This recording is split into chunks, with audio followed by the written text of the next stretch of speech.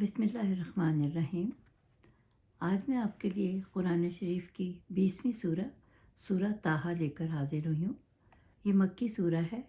اس کے 8 رکوع اور 135 آیات ہیں، اور طٰہٰ حضور صلی اللہ علیہ وسلم کے ناموں میں سے ایک نام ہے۔ اس صورت میں اللہ تعالیٰ نے فرمایا کہ اے محمد، میں نے قرآن مجید اس لیے نازل نہیں کیا کہ آپ مشقت میں پڑ جائیں، کیونکہ اس سورہ کے نازل ہونے کے بعد آپ صلی اللہ علیہ وسلم تمام رات عبادت کیا کرتے تھے، جس سے آپ کے پاؤں سوج جاتے تھے۔ موسیٰ علیہ السلام مدین سے مصر کی طرف آ رہے تھے تو کوہ طور پر پہنچ کر موسیٰ علیہ السلام راستہ بھول گئے۔ ان کے ساتھ ان کی حاملہ بیوی بھی تھی، تو آپ نے ایک طرف آگ جلتی دیکھی تو سوچا شاید آگ کی وجہ سے راستہ مل جائے، یا کچھ آگ لا کر خود آگ جلا لوں۔ جب آپ وہاں پہنچے تو آواز آئی، اے موسیٰ، میں تیرا رب ہوں، تو جوتے اتار دے، اور جو وحی تجھ پر کی جا رہی ہے غور سے سن، اور انسانوں کو یہ پیغام دینا کہ لا الہ الا اللہ محمد الرسول اللہ، کہ صرف میری عبادت کرو اور نماز قائم کرو۔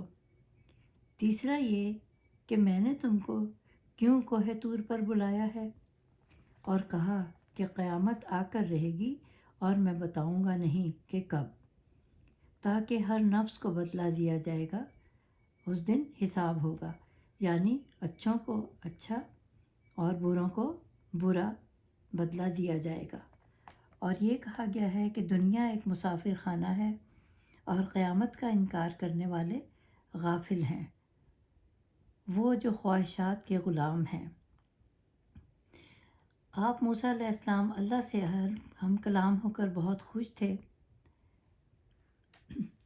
اللہ نے موسیٰ علیہ السلام سے کہا کہ اپنی لاٹھی جو کہ تمہارے ہاتھ میں ہے اس کو زمین پر ڈال دو، اور آپ نے وہ زمین پر ڈال دی تو اچانک وہ لاٹھی پھرتیلا سانپ بن گئی اور وہ دوڑنے لگا۔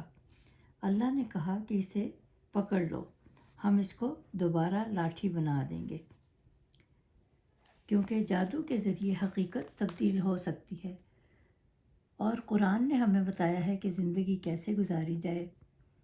اللہ تعالیٰ نے موسیٰ علیہ السلام کو فرعون کا مقابلہ کرنے کے لیے بھیجا اور کہا کہ تم بات نرمی سے کرنا۔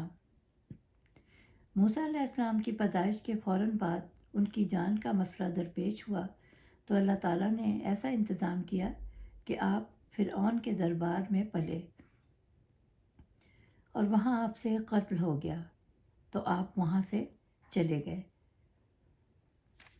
اور پھر موسیٰ علیہ السلام نے آ کر فرعون کو سمجھایا، مگر اس نے کہا کہ یہ سب جادو ہے، تو فرعون نے اپنے جادوگر بلا لیے۔ موسیٰ علیہ السلام نے جادوگروں سے مقابلہ کیا اور وہ جیت گئے، اور تمام جادوگر ہار گئے۔ اور موسیٰ علیہ السلام نے کہا کہ اللہ میری زبان کی لکنت ختم کر دے، اور ہارون میرے بھائی کو میرا ساتھی بنا دے، تاکہ میں فرعون کے دربار میں پیش ہو کر اس سے بات کر سکوں۔ موسیٰ علیہ السلام نے اللہ کی آیتیں پڑھ کر سنائیں فرعون کو، مگر فرعون پر اس کا کوئی اثر نہ ہوا۔ فرعون جو کہ حامان کی ہر بات مانتا تھا، تو اس نے جب حامان سے پوچھا تو حامان نے کہا کہ نہیں، تم ایسا نہ کرنا، اور تم ایمان مت لانا۔ اس سورہ میں نماز کا بار بار حکم آیا ہے، اور اس میں کہا گیا ہے کہ جو میری نصیحت سے منہ موڑ لے گا اس کی زندگی تنگ ہو جائے گی، یعنی چین نہ ملے گا، اور اس کو اندھا اٹھایا جائے گا، تو وہ کہے گا کہ اے اللہ، دنیا میں تو آنکھوں والا تھا، اب اندھا کیسے ہو گیا؟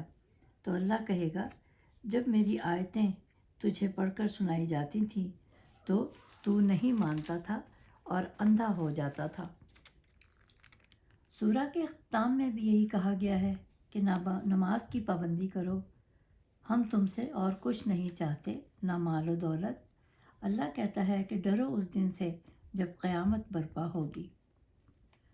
لوگ اس دن اپنے حساب کتاب سے ڈریں گے۔ اللہ نے آدم علیہ السلام کو درخت کے قریب جانے سے منع کیا، مگر وہ بھول گئے اور چلے گئے۔ لیکن اللہ کہتا ہے کہ اس نے بغاوت نہیں کی۔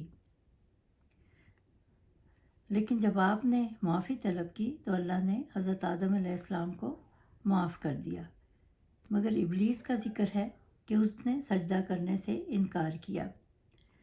نمازیں ویسے تو 8 تھیں، مگر فرض 5 ہیں، 3 فرض نہیں کی ہیں۔ اور حضور صلی اللہ علیہ وسلم نے بھی فرمایا کہ میری آنکھوں کی ٹھنڈک نماز ہے۔ اور ہم کو سورۃ فاتحہ کا تحفہ دیا، جو ہم دن میں کئی بار نماز میں پڑھتے ہیں۔ اور اللہ کہتا ہے کہ کہو کہ اللہ میرے علم میں اضافہ فرما۔ کسی بھی مقصد کے لیے 21 بار پڑھنا جائز ہے، تو پڑھنے والے پر جادو بھی اثر نہیں کرے گا۔ قرآن اس لیے نہیں نازل کیا گیا کہ صرف اس کی تلاوت کر کے چھوڑ دیں، بلکہ اس لیے نازل کیا ہے کہ اس کی آیات پڑھ کر اس کا ترجمہ پڑھیں اور اس پر عمل بھی کریں اور اس پر غور و فکر کریں۔ اللہ بڑا مہربان ہے، جو کچھ زمین و آسمان میں ہے سب اسی کا ہے، اور سب اچھے نام اسی کے ہیں۔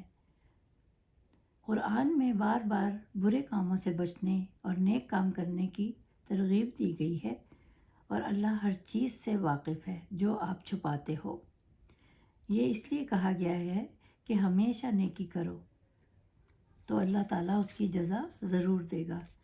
اور اس سورہ میں بار بار نرمی سے بات کرنے کا حکم آیا ہے، اور کہا ہے کہ نرمی جس چیز میں ہوتی ہے وہ اسے خوبصورت بنا دیتی ہے، اور اگر نرمی نکال دیں تو وہ اسے بدصورت کر دیتی ہے۔ اللہ فرماتا ہے اگر تم مجھ سے محبت کرتے ہو تو لوگوں سے محبت کرو، اللہ تم پر رحم فرمائے گا اور خدا تم سے محبت کرے گا۔ اللہ ہمیں قرآن پڑھنے اور اس پر عمل کرنے کی توفیق دے، اور قبر کی سختی سے بچائے، قبر کے عذاب سے بچائے۔ جو اسلام کو نہیں مانتے ان کے لیے دردناک عذاب ہے، اور جو نماز اور قرآن پڑھے گا وہ پل صراط پر آسانی سے گزر جائے گا۔ اور کہا گیا ہے کہ آخرت کا عذاب بہت برا ہے، اس لیے ہمیں نفسانی خواہشات سے بچنا چاہیے۔ اور اس میں یہ بھی بتایا گیا ہے کہ اللہ تعالیٰ نے جبرائیل علیہ السلام کو جہنم کا بھی نظارہ کروایا اور جنت کا بھی۔ امید ہے آپ کو اس سورہ کا خلاصہ پسند آیا ہوگا۔ اگلی سورت تک کے لیے خدا حافظ۔